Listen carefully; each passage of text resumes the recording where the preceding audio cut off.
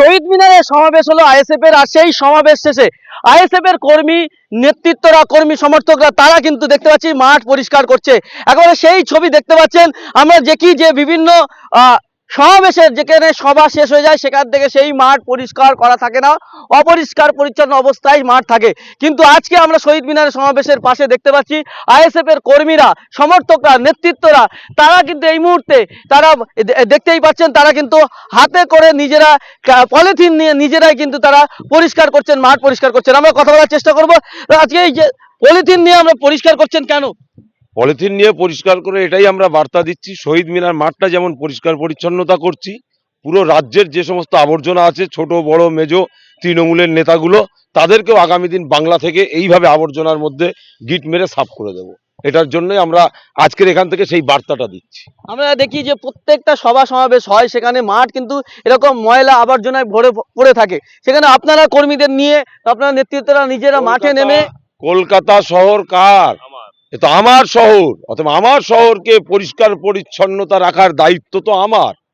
কেউ দিদিমণির তো না এ শহর, ও তো ব্যবসা করার জন্য এসছে, কর্পোরেট বিজনেসম্যানদের মতোই বিজনেস করছে, মানুষের জনগণের ট্যাক্সের টাকা চুরি করে নিজের ভাই ভাইপো, নিজের বৌমাদেরকে গাড়ি বাড়ি সোনার অলংকার বানানোর জন্য প্ল্যান চক্রান্ত চালিয়ে যাচ্ছে। অথবা এই দিদিমণির এই সমস্ত ভাই ভাইপোদেরকেও আগামী দিন কিভাবে সাফ করতে হয়, শহীদ মিনার মাঠ থেকে আজকের দিনে দেখলেন না, 5 থেকে 7 লাখের উপরে মানুষ কলকাতার রাজপথ আজকের দখল নিয়েছে।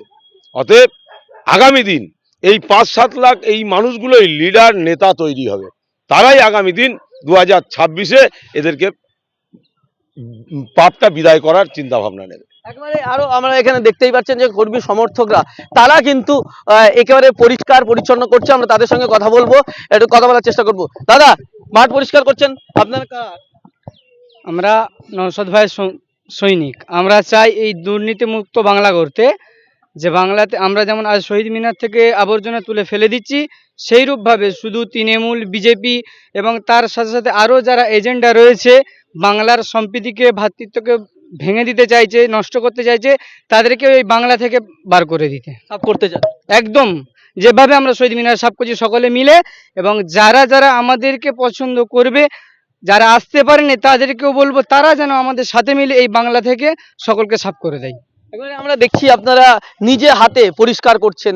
এখানে অনেকে মাঠ সভা শেষে ফাঁকা রেখে দিয়ে চলে যায় ময়লা আবর্জনা, আপনারা নিজেরাই পরিষ্কার করছেন। এটাই তো আমাদের নওশাদ ভাইয়ের জন্য আদর্শ। এটাই হলো মানে এটাই হচ্ছে ইন্ডিয়ান সেকুলার ফ্রন্টের, এটা হলো আদর্শ। তো আমি বেশি কিছু বলতে চাইবো না, একটা কথা বলতে চাইবো, দিদির এই অবস্থা, জনগণ কাটিয়ে দিচ্ছে রেস্তা, জনগণ বাদাম খাচ্ছে পেস্তা, মানুষ করছে না চেষ্টা, আগামী দিন উল্টে দেবে এই টিএমসি পুরো কেসটা।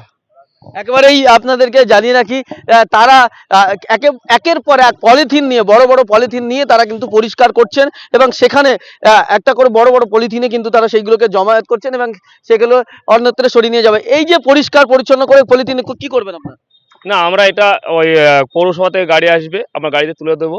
এটা আমাদের দায়িত্ব মনে করি, কারণ নওশাদ ভাইজান আমার এই দায়িত্বটাই শিখিয়ে দেয়, দেশের প্রতি ভালোবাসার প্রতি। এটা আমাদের বার্তা, ছেলেপিলা করছে ওটাই। একেবারেই তারা বলছেন এটাই হচ্ছে কিন্তু আইএসএফ, এটাই হচ্ছে নওশাদ সিদ্দিকীর আদর্শ। আর এই যে পিছনে যে মঞ্চ দেখতে পাচ্ছেন, এই মঞ্চে আজকে নওশাদ সিদ্দিকী বক্তব্য রাখলেন, আব্বাস সিদ্দিকী এলেন এবং এই যে শহীদ মিনার মাঠ, পুরো মাঠে কিন্তু জনগণে ভরপুর ছিল।